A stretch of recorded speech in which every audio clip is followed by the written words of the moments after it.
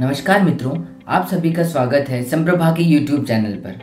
आज पूरा विश्व तकनीकी और हथियारों के मामले में पूर्णतः आधुनिक हो चुका है। विकसित देश नित नए तकनीकी और हथियारों का परीक्षण करते हैं। ऐसे में हर देश को अपने समुचित और समग्र विकास के लिए तकनीकी और रक्षा के क्षेत्र में आत्मनिर्भर होना होगा, अन्यथा देश की पूंजी का बड़ा हिस्सा इन हथियारों और तकनीकी की आयात पर खर्च करना पड़ेगा, जिसका प्रत्यक्ष प्रभाव लोक कल्याण के कार्यों पर पड़ेगा। वर्तमान समय में केंद्र की मोदी सरकार ने आत्मनिर्भर भारत अभियान की शुरुआत की। इस अभियान की शुरुआत के साथ यह आशा बलवती हुई कि भारत रक्षा क्षेत्र में जल्दी आत्मनिर्भर बनेगा। तो दोस्तों, अब बात करते हैं रक्षा क्षेत्र में भारत की आयात स्थिति के बारे में।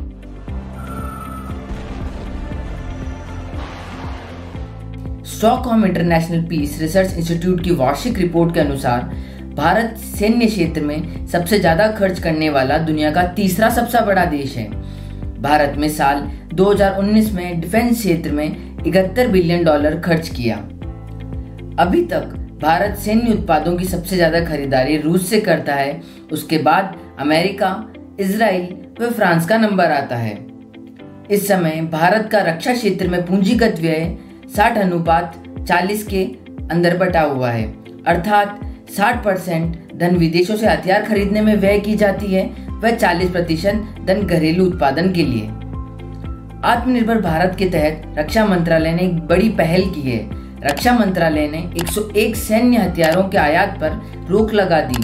इन उपकरणों में हल्के लड़ाकू हेलीकॉप्टर व मालवाहक विमान आदि शामिल हैं। तो दोस्तों, अब बात करते हैं तकनीकी क्षेत्र में आयात स्थिति के बारे में।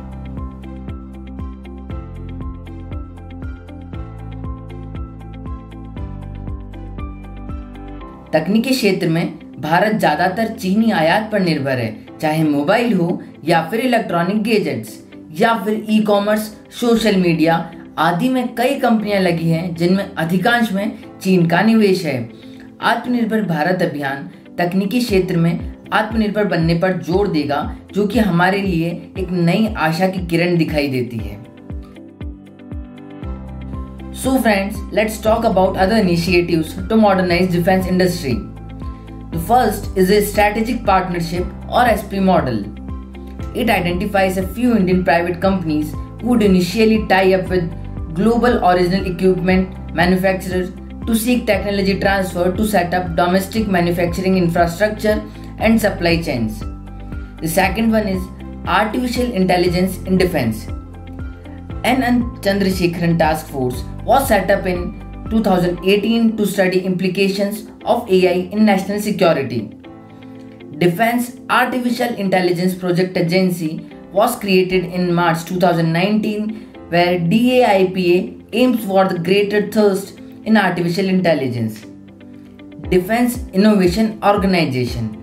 DO is not a profit company registered under Section 8 of the Companies Act 2013. Its two funding members are Hindustan Aeronautics Limited and Bharat Electronics Limited. So friends, now let's talk about recent innovation to get self-dependence in the field of technology and defense. India is leading in the fields of technology and peacekeeping throughout the world. As a major power, it is equally important for us to strengthen our defense manufacturing. There are some recent innovations to get self-dependence in the field of technology and defense. IDEX, Innovation for Defense Excellence, initiative taken by the government to contribute towards modernization of defense industry.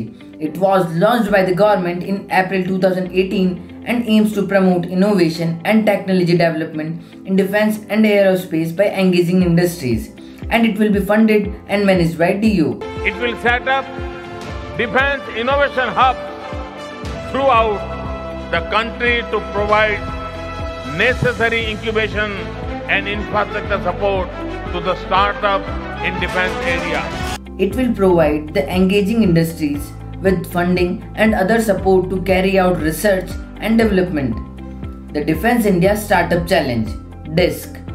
It was launched under the 3 challenge from the Army, Navy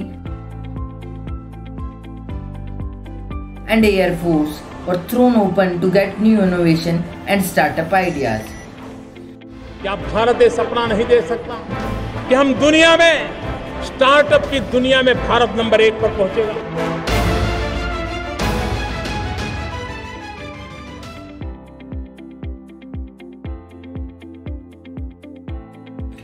तो दोस्तों, आइए जानते हैं रक्षा क्षेत्र में आत्मनिर्भरता प्राप्त करने के लिए भविष्य में सरकारी स्तर पर कौन से प्रयास अपेक्षित हैं। तो आइए जानते हैं इन प्रयासों के बारे में। शिक्षा समाज की उन्नति का सूचक होती है।